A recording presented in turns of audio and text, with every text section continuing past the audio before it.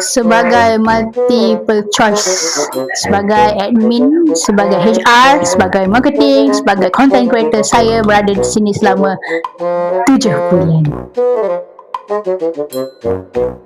Kak Nini, dah kat koperasi ni dah berapa tahun?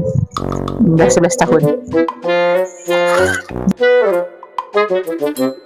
Tidak, kamu kat sini dah berapa lama? 8 bulan.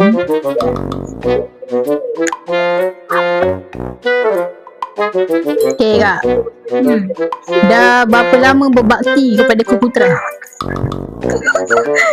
3 tahun.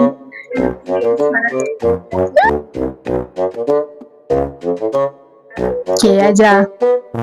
Dah berapa lama kat sini? Baru first day.